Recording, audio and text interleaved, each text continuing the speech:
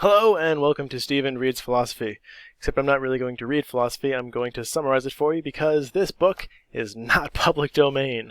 So this is Book 1, Chapter 2, Aristotle's Rhetoric. He starts off by reminding us that rhetoric and dialectic are still an art, and he tells us why. He says that because rhetoric and dialectic are concerned primarily with the ability to recognize all of the means of persuasion in any given situation, and no other art or science does that, then rhetoric and dialectic must be a unique art or science. He then goes into proof. He says there are two types of proof that you can use in argumentation: artificial and inartificial. Inartificial proof is proof that's given to us, that we already have. For example, testimony or hard evidence. You might think of pictures from a crime scene or video evidence. All of these things are given to us. We already have them. We do not need to create them. We can just use them. However, artificial proof is proof that we must create through the power of dialectic and rhetoric. That is to say, we must invent it. And he says there are three ways that we can prove things through rhetoric and dialectic, and he says they are persuasion of character, persuasion by changing the audience's frame of mind, and persuasion through argument and demonstration. You probably know these as ethos, pathos, and logos, respectively. First, proof through character, or ethos. This totally relies on credibility. Aristotle almost immediately reminds us that those old rhetoricians, the ones we talked about last video, are still garbage, and they said that having good character had nothing to do with persuasiveness, but Aristotle says they're dumb, they're wrong. There is no more authentic proof than character. He says that good people will be believed just by virtue of their character, even when what they're saying is highly debatable. He does remind us, though, that the argument should take precedent, that we, as discerning and informed philosophers, should still hold the argument as being more important than character itself. Now, I know Aristotle has a lot more to say on ethos, but he doesn't do it in Chapter 2. He moves right along to pathos. He begins again by bashing old rhetoricians, saying that the other rhetoricians have only ever done pathos, and they didn't really do it right. It's important to remember that pathos is about the audience and not about the speaker. It's not about changing your own emotions, it's all about changing your audience's emotions. Because, he says, emotion changes judgment. If you're in a good mood, you're going to have a very different judgment than when you're in a bad mood. And the entire purpose of proof through audience is just getting them in the right emotional frame to judge a matter. This is obviously very important in law, but it's also important in your day-to-day interactions with people. If you want someone to make a certain judgment on a certain thing, it's best to get them in the right emotional state first. And as with ethos, he says there will be more on this later. Now, right before he moves on to logos, he reminds us, hey, there are three forms of proof, so it stands to reason that to be a master of these three forms of proof, you yourself must be a master of reason and discerning good character and virtues, and also discerning emotions. If you can do these things, you are well on your way to utilizing ethos, pathos, and logos effectively. And then finally he moves on to logos. He says, everything, all things, every single thing, is proved by example or enthymeme. There is nothing at all that is proved by anything except for example or enthymeme. He also says, to be clear, that enthymeme is the rhetorical version of deduction. So deduction is what you use in dialectic, where you list a bunch of premises to get someone to a conclusion, whereas in rhetoric, when you're speaking quickly and for impact in a large audience, you'll use truncated or shortened deductive arguments with implied premises. And likewise, examples are the rhetorical form of induction. Induction, for those of you who don't know, is where you draw conclusions through readily available evidence or data. Now, it should be noted at this point that Aristotle thought that seemingly valid stuff was just as good as valid stuff to an audience. And it makes sense, because if the audience believes it's valid, it's good enough for them. He didn't draw larger implications at this point.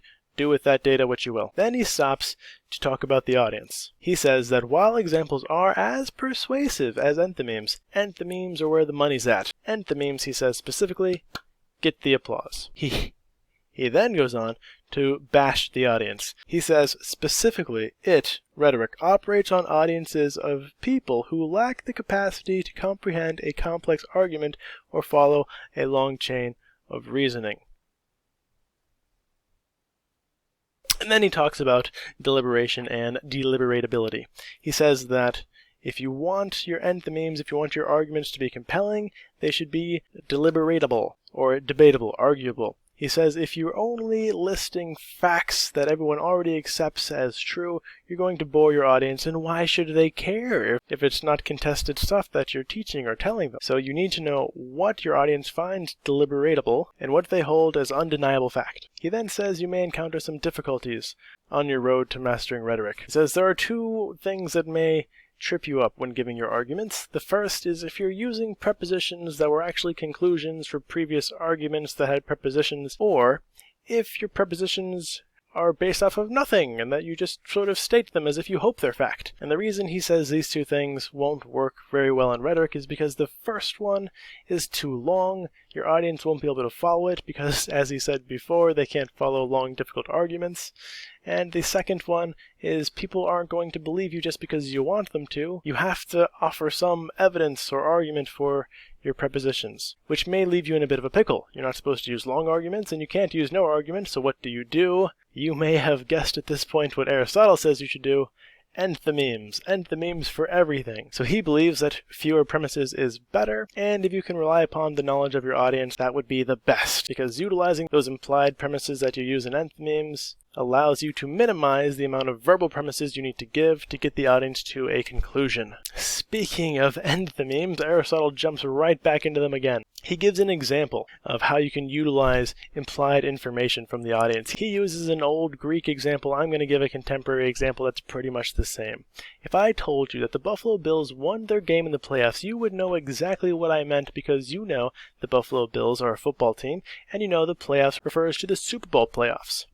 And because you know those things, I can tell you this short, concise sentence, and you can unpack so much information from that. That is a good utilization of implied audience knowledge. Again, the fewer premises the better, and the more you can rely on implied premises from your audience, the less you have to say. He then says, it's okay for things to be true for the most part, and not necessarily true. Now this is interesting. He says that there's going to be a lot of stuff that's usually true or mostly true, and your conclusions are therefore going to be usually true or mostly true themselves, and that's okay. For example, if you say dogs have a good sense of smell, that's a dog, so it has a good sense of smell. Aristotle says dogs usually do have a good sense of smell. There are probably dogs that have lost their sense of smell for one reason or another, but that's okay. Your argument is still true enough to use in persuasive rhetoric. It's good enough to still be good and honest rhetoric. Next, Aristotle jumps into things he calls signs. Signs are just indicators based off of assumptions, so essentially they're just statements that are meant to be taken at face value. These come in two flavors, fallible and infallible. The fallible kind can be easily disproven with counterexamples.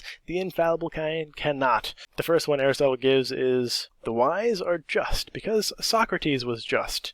The implied premise here was that Socrates was also wise. Now, obviously, this is fallible because there are plenty of people who might be considered wise that are totally unjust. And Aristotle also lists some contemporary examples of very unjust but potentially wise people. The second one he says is an infallible sign. This person is ill because they have a fever. The implication here is that if you have a fever, you're ill. He says this is infallible because you can only have a fever if you are ill. He also gives an example about lactation. He says that woman is expressing milk, therefore she must have given birth to a baby.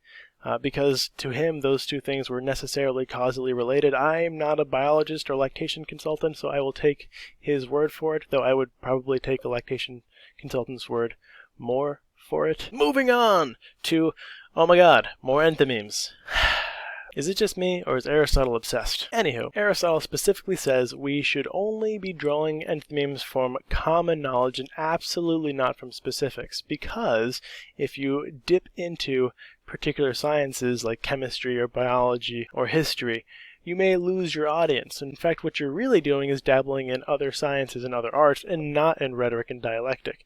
And he says that is a surefire way to lose your audience and actually diminish your own ethos, because that data is generally not accessible to the common people. And so you'll be running into that problem we talked about earlier, where you're giving a preposition that you're just expecting them to believe with no proof. Alright, to summarize.